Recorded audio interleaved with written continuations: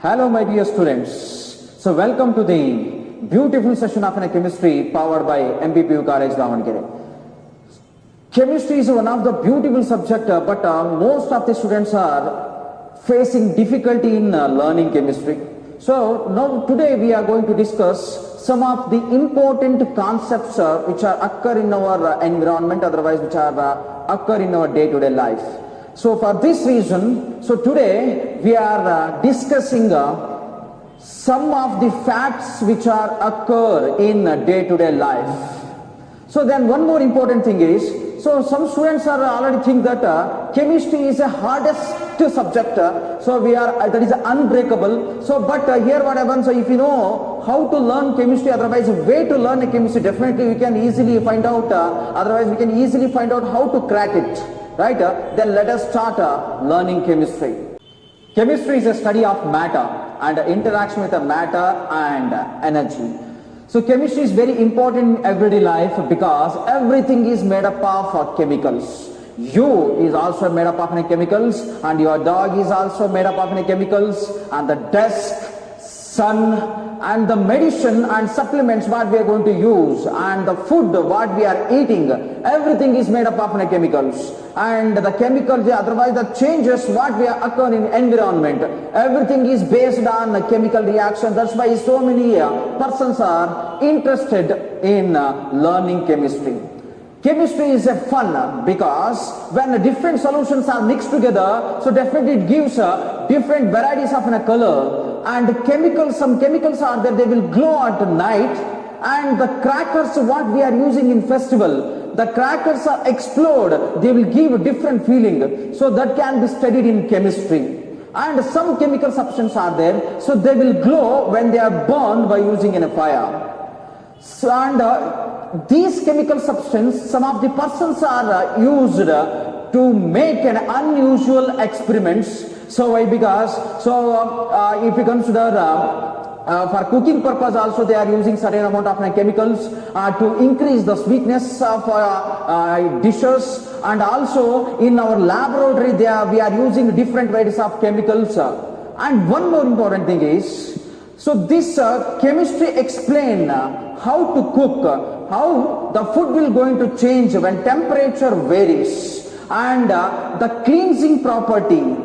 Cleanness is very important in chemistry. Why? Because if you know the basic concepts of chemistry, we can able to understand it, what type of cleaning reagent we are going to use to cleaning purposes. So the disinfectant and as well as some of the different chemicals which are used to clean our surface area and as well as floors. The main important thing is medicine. So medicine, the vitamins, supplements and otherwise drugs what we are using nowadays, so we have to think that whether they are harmful otherwise than helpful, this can be understood based on chemistry.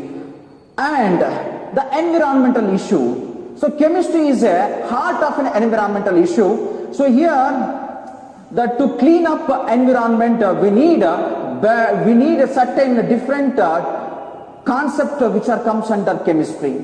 We are all chemists, unknowing, otherwise without knowing anything, we are consuming lots of chemicals. And also, so this chemistry is very important because our body is also made up of chemicals. And if you sit, if you breathe, if you run, if you sit without doing anything, then also the chemical reaction is going to carry it out. So the basic reason is why should we study chemistry? So here, so the major important thing is most of the students are confused, or some of the components which are present in our day-to-day life, or this can be mixed. Otherwise the water bottle, whether it be expired, and the oil what we are going to mix for vehicles, everything we need the certain basic concepts of chemistry. So certain students are there, the students are wanting to learn or become nurses, geologists, neurologists, physicists, and even though the chemist. So all we need to learn chemistry, Why? Because based on chemistry only we can able to understand how the different chemical substance will going to change in our environment. These are all completely based on chemical reactions. So my dear students, to learn chemistry, first we have to apply these type of things in everyday life. Let us start to learn chemistry. How you think about the size of an atom? So we can imagine, so the coin, the size of a coin, the size of a button. So instead of that, we can take one more sweetest substance that is called as Cheerio. The Cheerio is having a 0.5 centimeter in length. In the same way, if you consider one more solid small substance, that is a grain of a salt, that is about 0.3 millimeter. So for a comparison, 1000 millimeter is equal to 1 meter. So if you consider one more smallest substance, that is called as a bacteria, the size of a bacteria is nearly about 1 to 10 micrometer. In the same way, the size of a virus, the size of a virus is nearly about 20 to 300 nanometer. If you keep on moving, then further smallest substance, that is DNA. The size of a DNA, the measuring about nearly 2 nanometer length. In the same way, the final smallest, finest particle substance, that is called as an atom, that atom is measuring about 0.5 to 5 angstrom. So that is the exact size of an atom.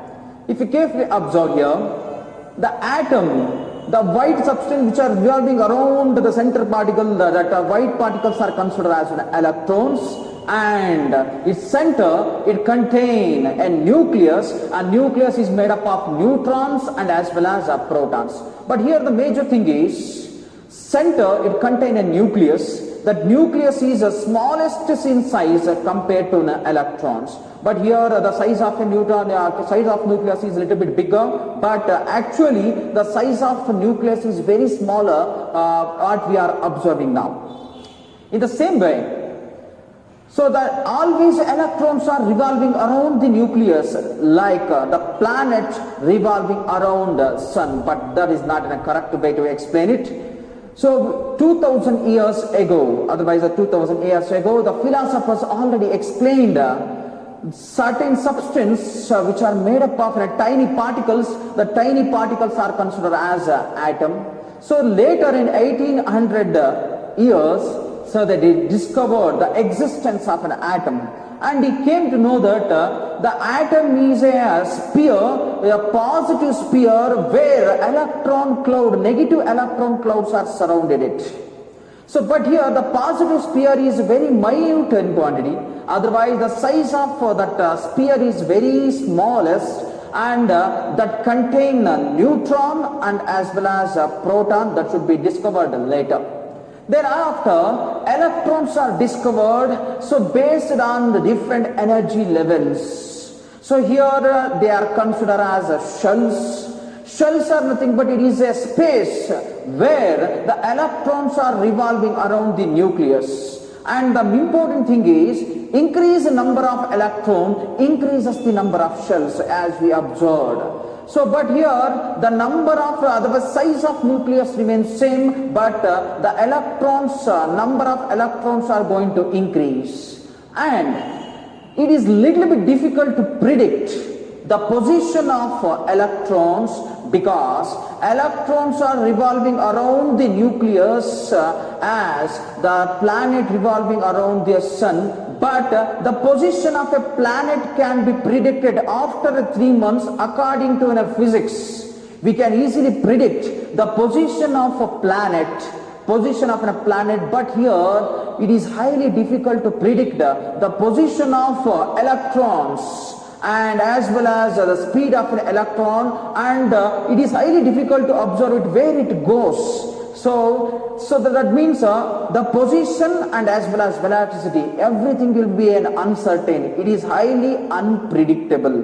So that's why, so later, how we can able to understood the position, otherwise how we can be able to know that the position and as well as speed of an electron. That's why we came to know that, so that is an electron cloud. So electron cloud means it is a position where maximum number of electrons are present.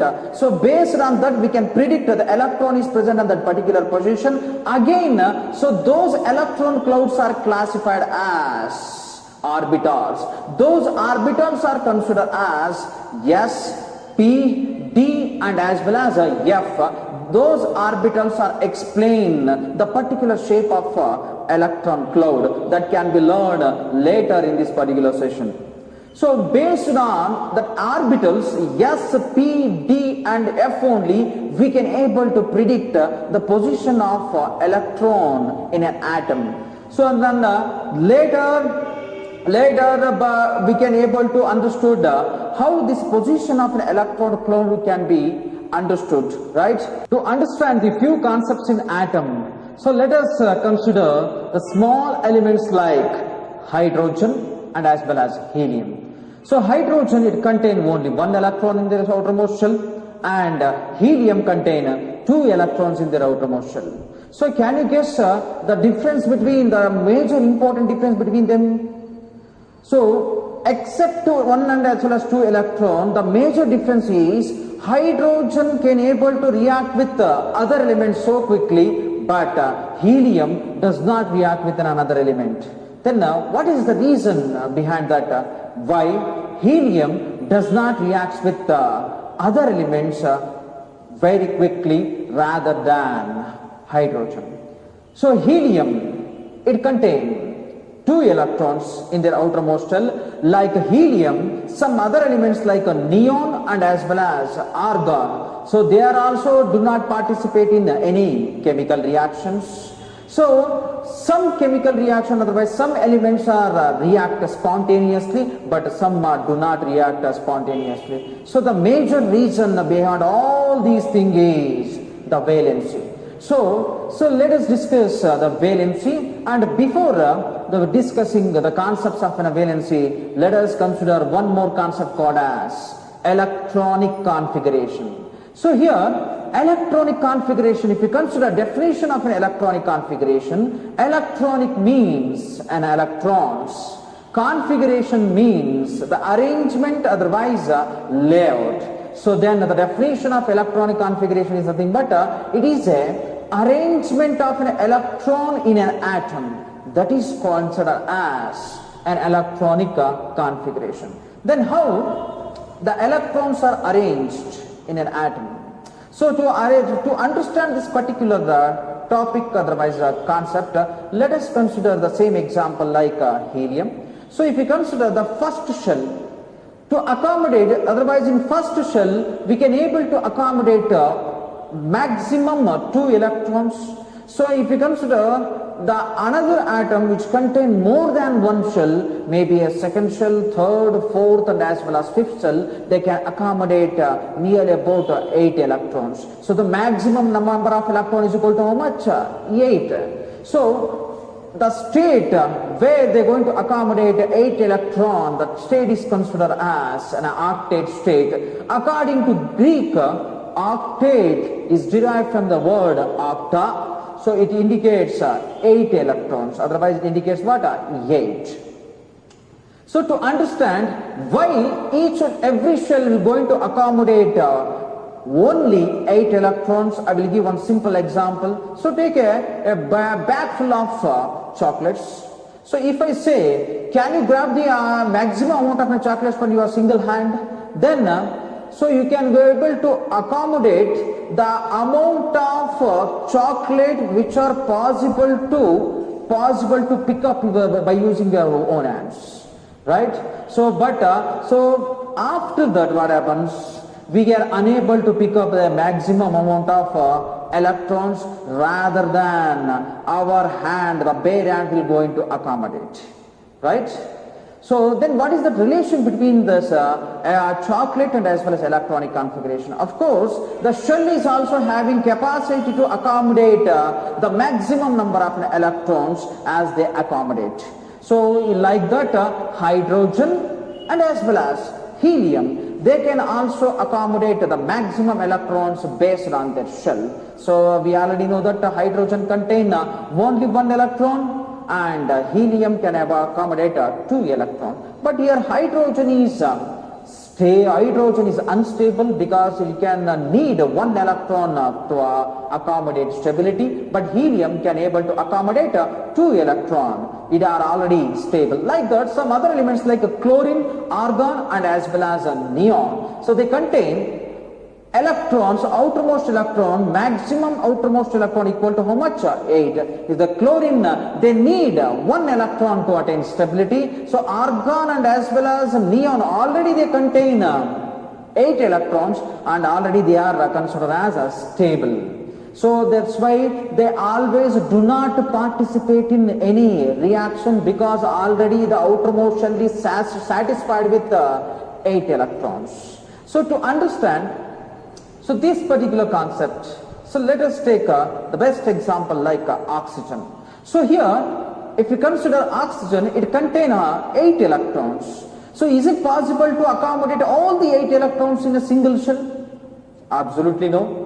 So initially, so these 8 electrons, among them 2 electrons can be filled in first shell, and thereafter, so 8 electrons are filled in, after that 6 electrons are filled in second shell. That means, so all 8 electrons cannot accommodate in single shell. Initially we have to fill 2 electrons, thereafter we can able to fill 6 electrons. And one more important thing is, we can easily judge the electronic configuration of oxygen as 2, 6. So to attain stability, always oxygen ready to attain stability either by sharing, otherwise borrowing in electrons. So why? Because according to our concept,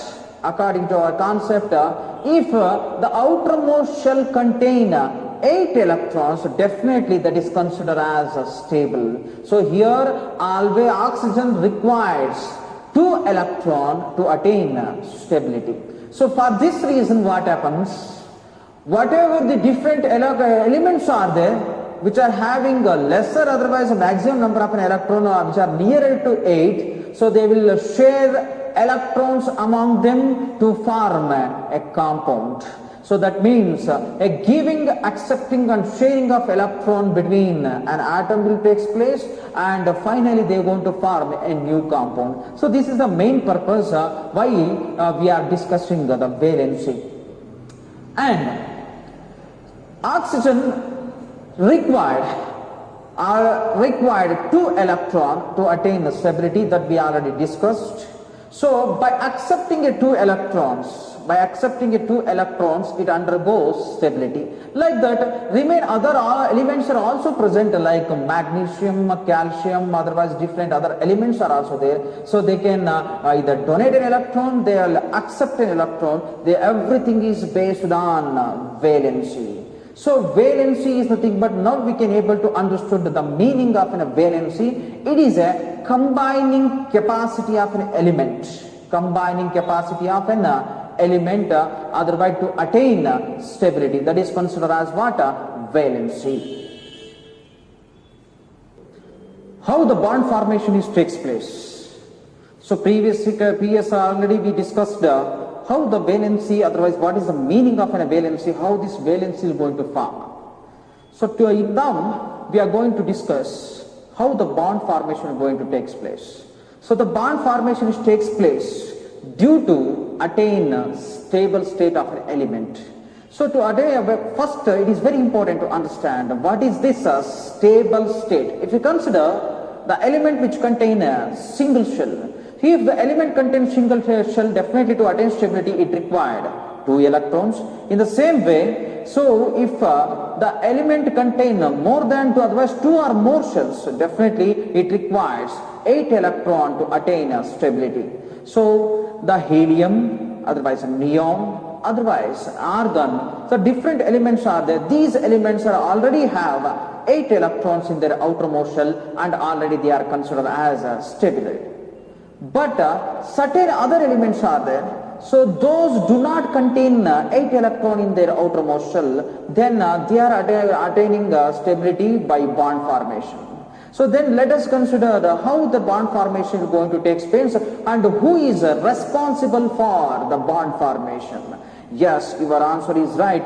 So for the bond formation, the major important concept is valency. So valency is the most important thing for the formation of a bond that decides how many number of electrons are participating in bond formations. So then if you consider valency, valency is nothing but combining capacity of an element, but that is not a correct definition of valency. To understand the concept of a valency, let us consider the two elements. One is hydrogen, otherwise a element which contains a single shell, and the element contains 8 electrons. So if these two are combined together, definitely by sharing the mutual sharing of an electron, they are going to attain stability. So here what happens, if you carefully observe, the valency definition can be explained as it is a capacity of an atom to give, accept or share an electron to achieve octet state, that is considered as valency. But what about the element which contain only a single electron? So definitely those two are also combined together by mutual sharing of an electron, they attain stability. Then let us discuss how this bond formation is going to take place by taking an example of a hydrogen. So hydrogen need 1 electron to attain stability. We already know that if it contains a single shell, definitely it can able to accommodate only 2 electrons. Hydrogen valency is 1, that means it need 1 electron to attain stability. If in a similar way, if you consider one more, oxygen. So oxygen means it contains electronic configuration as 2, 6. So that means here outermost shell contains 6 electrons. To attain stability, it required how many number of electrons? So definitely it requires needs 2 electrons to attain stability. Then the valency is equal to how much?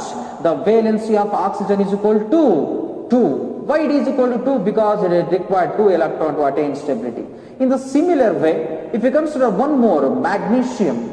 So magnesium, the electronic configuration of magnesium we are considered as 2, 8, 2. That means the total number of electrons is equal to 12. So but here they need 8 electrons, otherwise they need 6 electrons to attain stability, but its outermost shell contain only 2 electrons, but there is no other elements are there which can able to donate 6 electron to attain stability. So for this reason, so magnesium can able to donate an electron. Here onwards we are going to discuss the concept the elements can able to donate an electron rather than accepting also. So that means here if you consider magnesium, so magnesium can able to donate 2 electron to attain octet configuration. So that's why if you consider the valency of magnesium is equal to 2. So thereafter what happens here,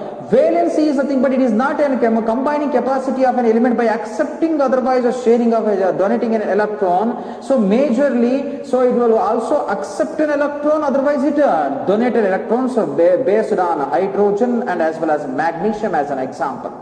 So then so let us consider an example which is very useful to understand the valency of an element. So example is sodium chloride. If you consider how the sodium chloride is going to form, so when sodium and as well as chlorine both are combined together, so when sodium and as well as chlorine both are combined together, definitely they are going to form sodium chloride. If you consider electronic configuration of sodium, that is 2, 8 and as well as 1, and chlorine is 2, 8, 7. Sodium, so here accepting 7 electron is not possible, but if you consider chlorine, it required 1 electron to attain stability. So that's why sodium can able to donate 1 electron rather than accepting 7 electrons. But chlorine will accept 1 electron by mutual sharing of these two electrons, so they're going to form a bond. So due to the formation of the bond, they're going to generate a new molecule, otherwise new compound called as sodium chloride. So here, so the formation of sodium chloride is depend on donating one electron of sodium and accepting one electron from chlorine. That's why the valency is considered as sodium is 1 and as well as chlorine is 1. So then we have one doubt. Is it possible only the valency is similar, then if valency are totally different, then how they going to form a bond? For that reason we are considering one more example, that is water molecules. So water molecule is made up of hydrogen and as well as oxygen. So here hydrogen requires one electron, and similar way oxygen is also required for 2 electrons. So then by mutual sharing of an electron, how they are going to form a bond? So that can be studied in future classes. Why? Because the concept is a little bit different compared to this valency concept, right? So that's why here what happens, if you understood, the valency of hydrogen is equal to 1 and the valency of oxygen is equal to 2. That's why 2 hydrogen atoms are mutually sharing an electron with the oxygen, single oxygen atom to form water molecules. Like that, a number of molecules, otherwise number of elements are combined together by mutual sharing of an electron, they are going to form a molecules. So when due to mutual sharing of an electron, always they are going to form a bond that is completely depend on number of electron exchanged during the bond formations.